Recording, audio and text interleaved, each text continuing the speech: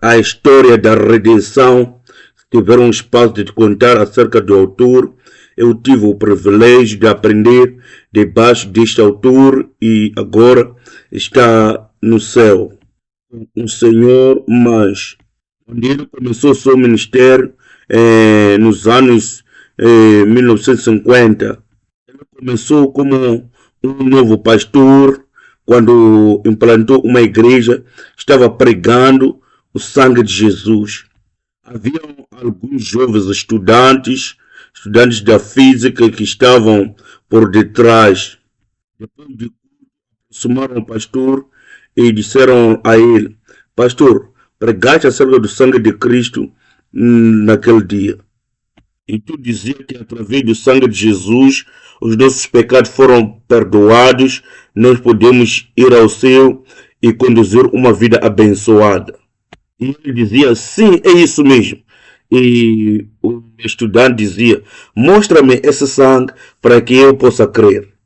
Dizia ele: este Jesus não é um coreano e nem é da mesma idade que nós.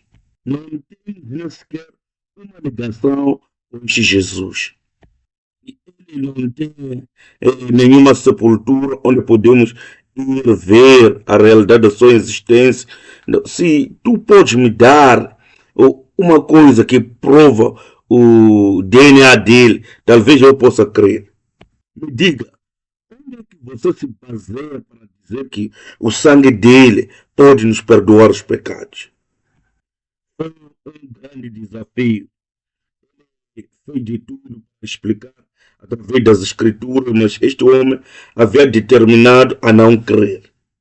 Depois da partida com este homem, o reverendo Abraham continuou a operar.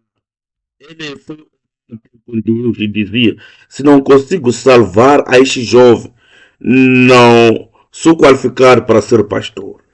Se não consigo salvar a este jovem, então eu não consigo pregar dignamente a Bíblia. Ele decidiu ir seguindo a montanha mais elevada da Coreia, onde encontrou uma caverna e disse: Deus, eu aqui hei de ler esta minha Bíblia.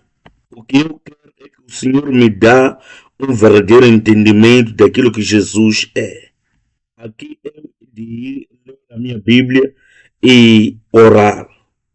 Ali não havia eletricidade e havia neve metade do ano. E ele se encontrava lá, naquela montanha. Ele ficou lá 3 anos, 6 meses e 7 dias.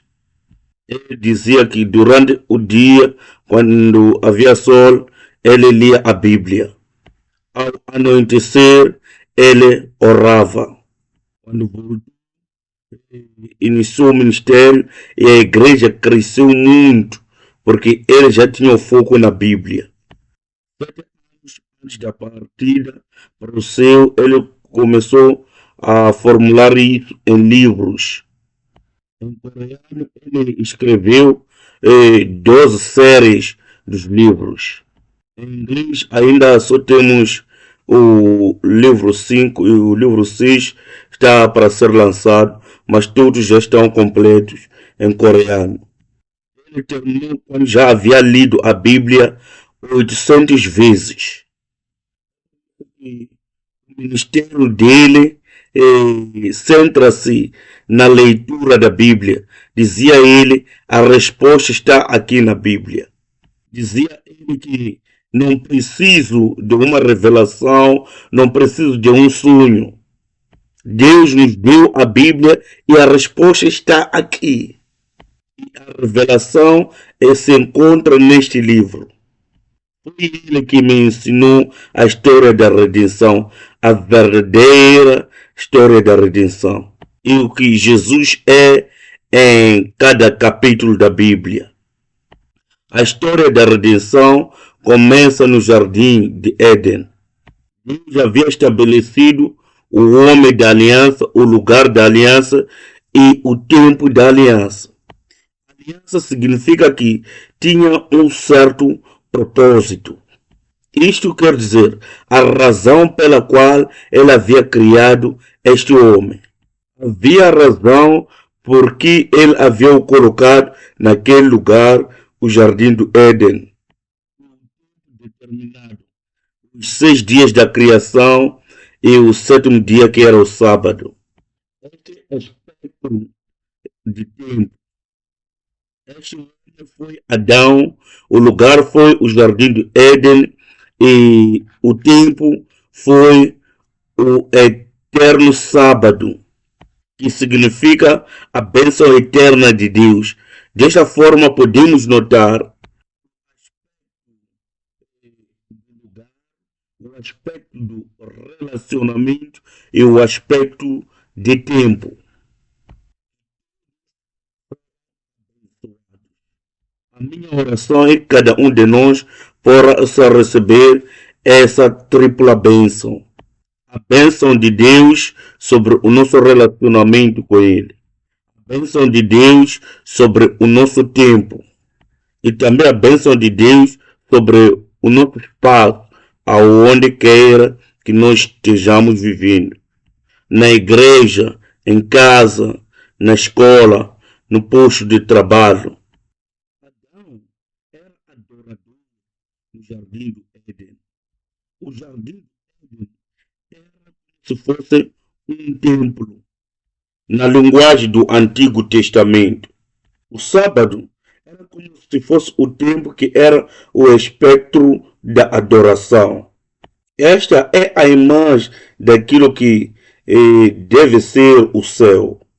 O céu está cheio de adoradores.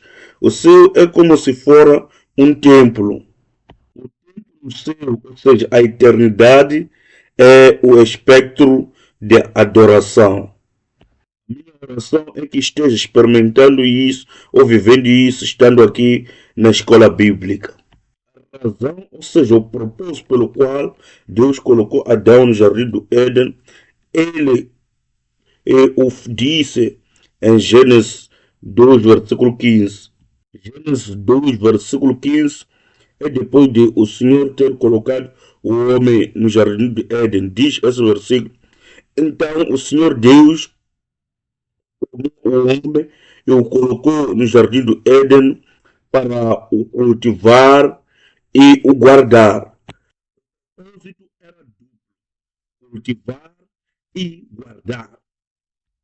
Lembram-se, esta palavra cultivar, e creio que saibam que não havia necessidade de Adão Jardim do Éden tornar-se um camponês.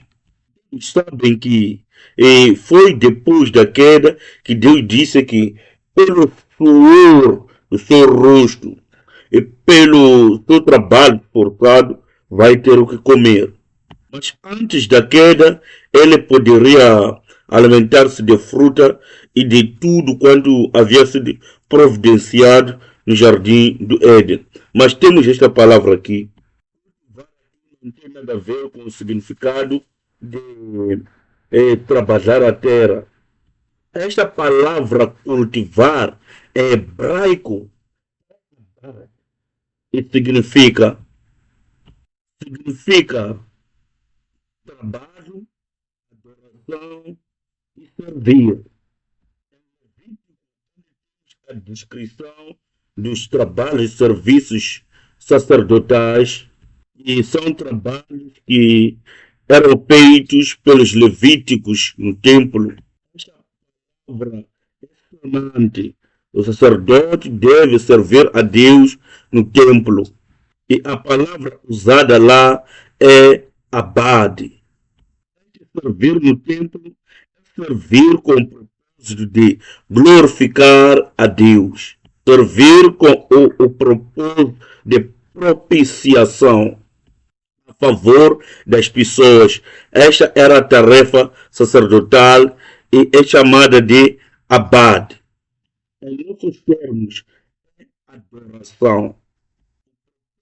Adâmico no jardim do Éden de adorar a Deus e servi-lo. E o que Jesus, o segundo Adão, fez na cruz foi exatamente isso. Pois Adão não conseguiu consumar, assim Jesus consumou. Aquele que é o segundo Adão. E guardar é chamar, e essa palavra também é sonante na descrição daquilo que é tarefa sacerdotal no templo.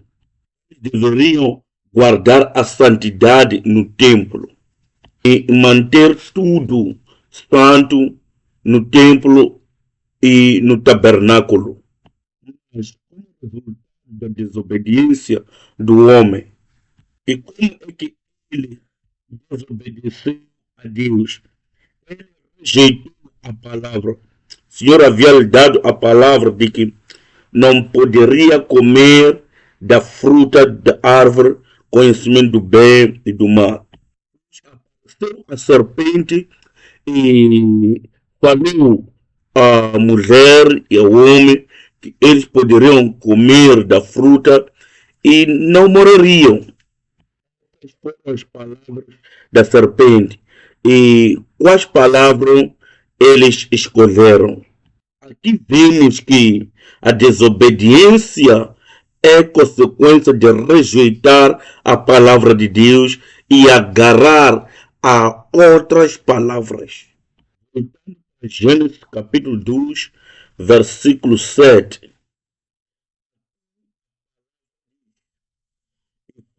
O Senhor Deus, o homem do pó da terra, e soprou em seus narizes o fôlego da vida, e o homem foi feito alma vivente.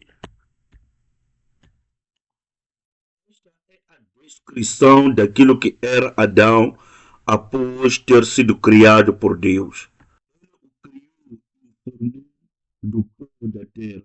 E este pó refere-se a algo inútil, sem propósito, uma vida vã. Nesta vida inútil e sem propósito, Deus soprou o sopro da vida. Este é o sopro de Deus, descrito como o sopro da vida. Temos dois aspectos notáveis aqui: o sopro e a vida. A palavra sopro em hebraico é nashema, significando espírito ou vento. Eles criam que a vida estava guardada nas narizes, e daí que Deus soprou a vida lá, que é o espírito da vida. Daí Jesus chega e diz, em João capítulo 6, versículo 63, diz: "É o espírito que vivifica, a carne para nada aproveita. As palavras que eu vos disse são espírito e vida."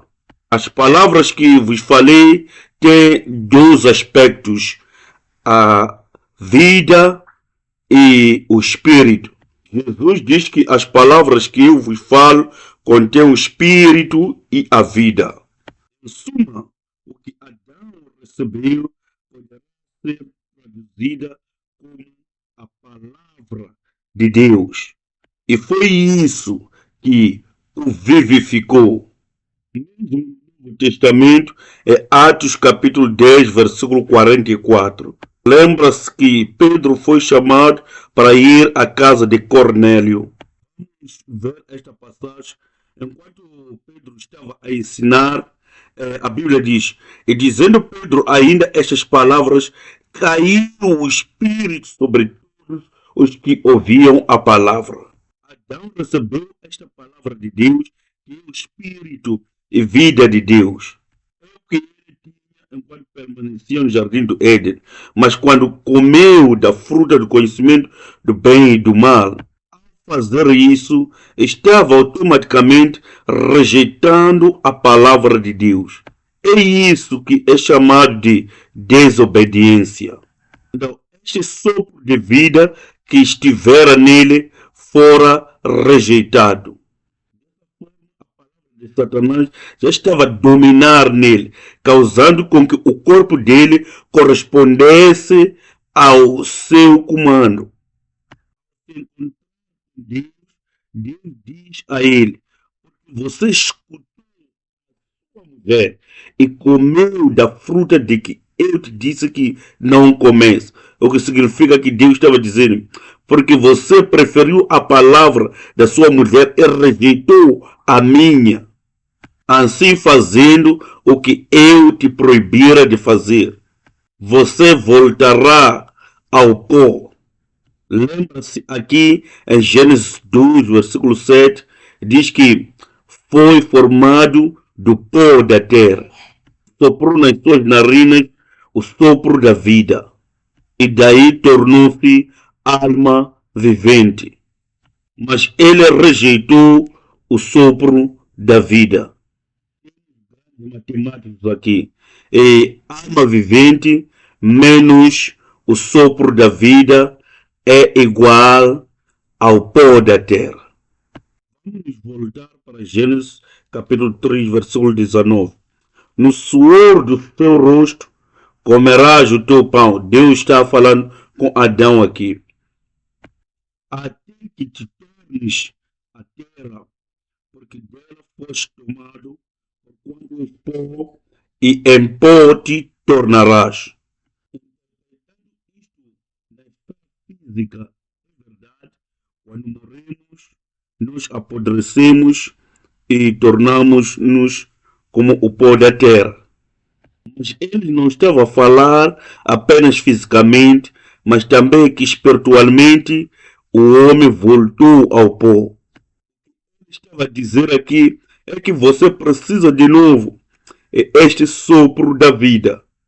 Veja que ao falar com a serpente, no versículo 14 diz: então o Senhor Deus disse à serpente: porquanto fizeste isto, maldita serás mais que toda besta e mais que todos os animais do campo. Sobre o teu ventre andarás e pó comerás todos os dias da tua vida. Será que as cobras comem o pó? Isto não é tão literal, é espiritual. E perdemos o sopro da vida, tornamos-nos o pó que é a comida das cobras, ou seja, serpentes. As serpentes alimentam-se do pó. E nós, sem a da vida, somos este pó, a alimentação das serpentes. Lembra-se que em Apocalipse, aquele antigo dragão, que é chamado da serpente antiga, está tentando devorar a criança que nasceu. A serpente está a tentar devorar o povo de Deus. Se nós permanecermos como o pó, seremos tragados ou comidos pelas serpentes. Qual é a solução aqui? É que precisamos deste sopro da vida, precisamos desta adição. E será que se encontra à nossa disposição, está acessível este sopro da vida para nós? Sim, por quê? Porque Jesus diz que este sopro da vida é a palavra de Deus. Jesus, capítulo 16, versículo 12, diz que ainda tenho muito que vos dizer. E este aconteceu alguns dias antes da sua crucificação. E ele diz: mas vós não o podeis suportar agora. E ele diz aqui: mas quando vier aquele que é o Espírito da verdade, lembra-se, é o Espírito da vida, ele vos guiará em toda a verdade. Porque não falará de si mesmo, mas dirá tudo o que tiver ouvido e vos anunciará o que há de vir. Em outras palavras, Jesus está dizendo: recebam o Espírito Santo e aí poderão reter as palavras que eu vos digo. E é daí que podereis entender a palavra. Este é o propósito de receber o Espírito Santo. Daí, Jesus morre na cruz. Foi sepultado e ressuscitou. Depois da sua ressurreição, ele vem se encontrar com os discípulos. 20, versículo 20 a 22, ele diz: E dizendo isso, mostrou-lhes as mãos e o lado, de sorte que os discípulos se alegraram vendo isso. Disse-lhes, pois, Jesus outra vez: Paz seja convosco. Assim como o Pai me enviou, também eu vos envio a vós. E havendo dito isto, assoprou sobre eles e disse-lhes: Recebei o Espírito. O grande propósito pelo qual Jesus veio à terra para nos soprar de volta o sopro da vida. Para que não possamos permanecer como o pó. O resultado da desobediência do homem foi quebrado. O homem foi quebrado. O homem está perdido como o filho pródigo. O lugar santo foi contaminado. O tempo de eternidade com o qual Deus havia nos abençoado tornou-se temporário. E como resultado de tudo isso, a adoração foi quebrada. Assim sendo, a nossa vida perdeu o sentido com a qual fora criado. Mas o amor de Deus permite-nos, abre-nos o espaço de cometer erros, porque Ele não nos criou como robôs. Você sabe o que acontece com os nossos filhos quando os pais controlam tudo quanto devem ser e pensar. Temos aprendido daqueles que têm um entendimento de educação infantil. Não podes controlar tudo quando as crianças pensam em fases em nome de proteger, em nome de dizer que porque eu cuido de você, amo você, me importo com você. Você deve me escutar porque eu sei o que é o melhor para ti e o que é mal para ti. Não podes controlar tudo na criança. Porque nós não somos robôs. Nós só precisamos lhes ensinar os valores. É assim que Deus faz. Porque Deus não bateu na mão quando eles tiravam a fruta do conhecimento do bem e do mal para comer. Porque Deus não lhes parou. Porque Deus não fez alguma coisa para lhes impedir. Deus é amor. Deus nos respeita como suas criaturas individuais. Ele nos conta como seus filhos. Mesmo que estejamos a cometer erros, Ele espera por nós. Ele esperou por 6.000 anos. Ele está disposto a nos esperar. Ele não está nos rejeitando, não está nos abandonando. Ele sabe que tipo de resultados teremos ou consequências. E ele vê tudo isso e vem e diz: Você fez aquilo que eu te disse para que não fizesse, mas por causa do meu amor, vou te enviar a semente. E Deus declara isto nas palavras de Gênesis capítulo 3, versículo 15.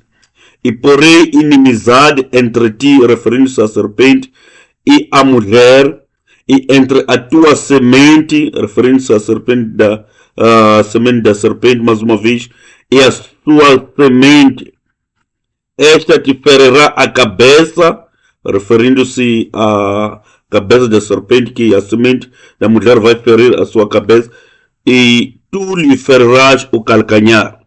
Aqui vemos o início da história da redenção. E aqui vemos que Deus está à busca de adoradores.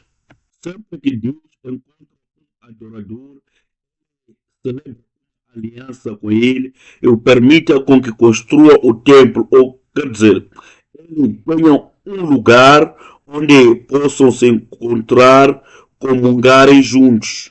E assim se estabelece o relacionamento perdida no jardim do Éden.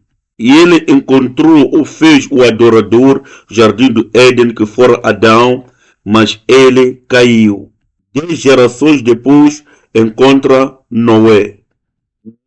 em pecado no seu tempo, enquanto todo mundo fazia o que achasse, Noé fazia a vontade de Deus.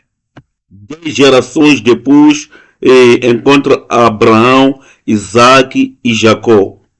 Através destes, a nação de Israel foi formada.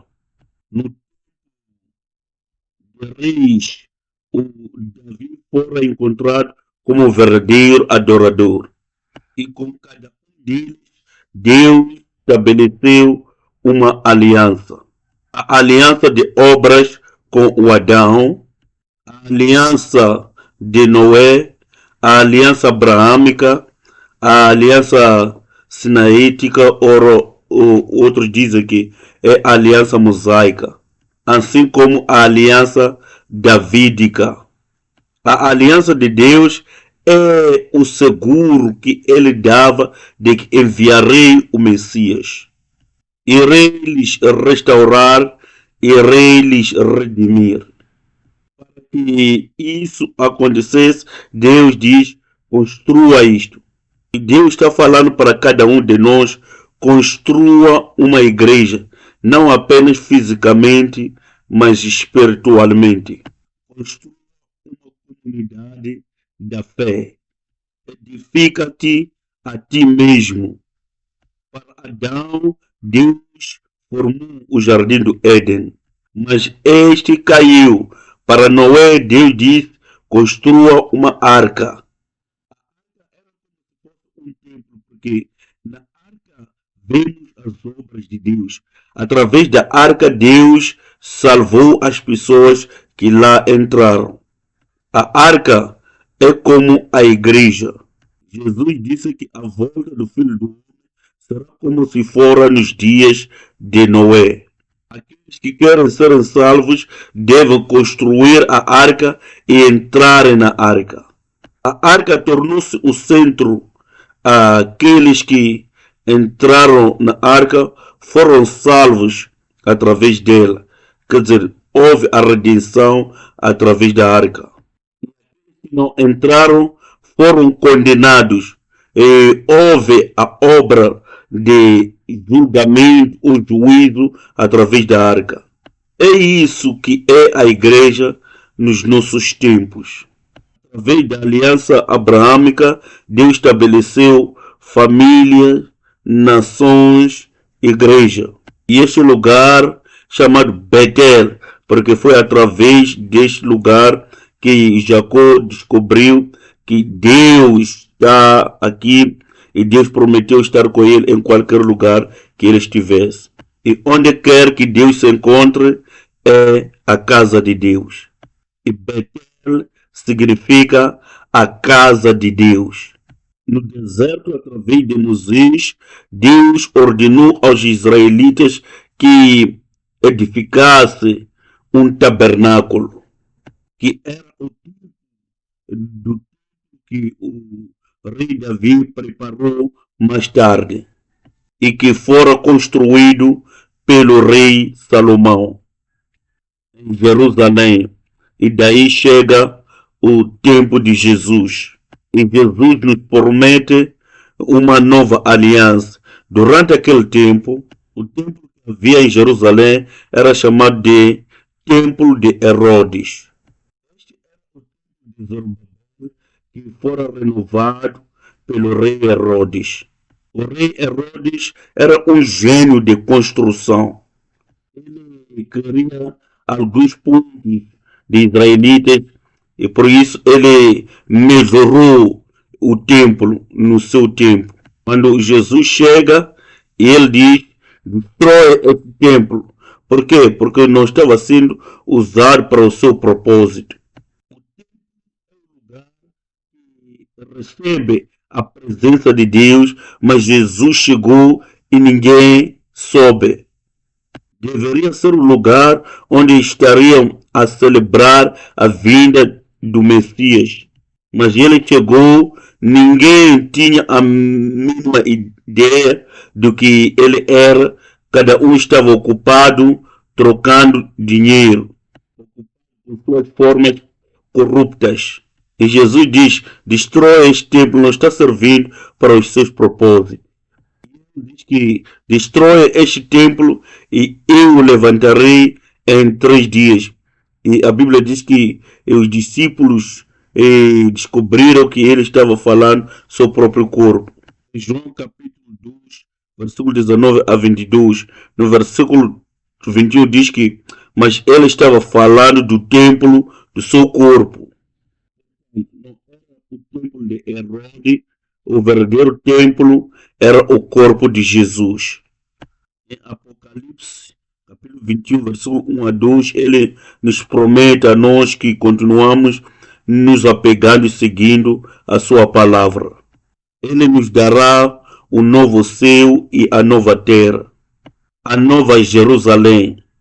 No versículo 2, eu vi a cidade santa, a nova Jerusalém, descendo do céu de Deus, aprontada como a noiva adornada para o seu marido. Nós temos a nova Jerusalém, os santos dos últimos dias, que é a consumação da aliança. Este é o resumo básico daquilo que é a história da redenção. E dizer que tu e a mim somos ainda parte desta história.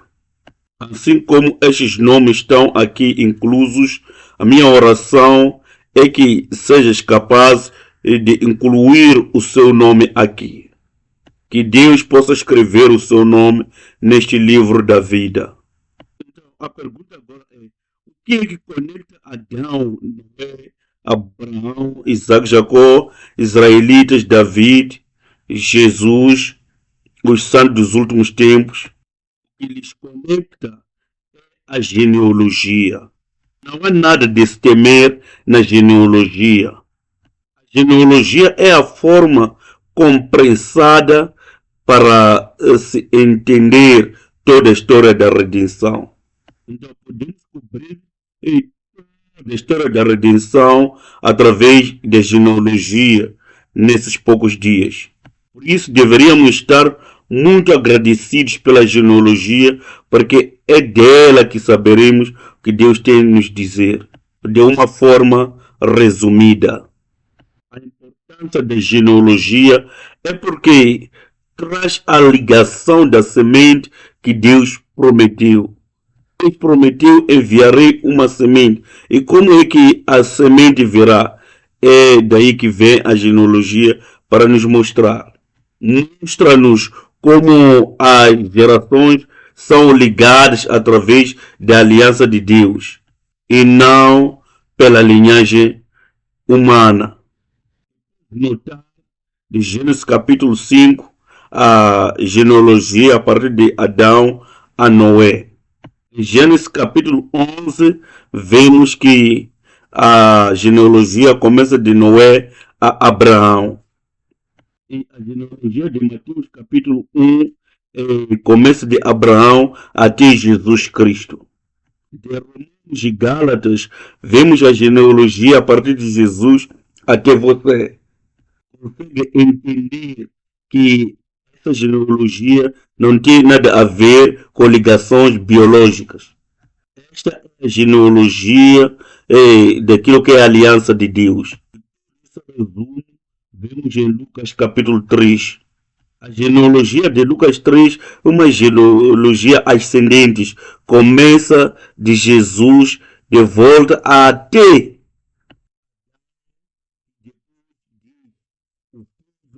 de Deus. Esta genealogia vai até Deus.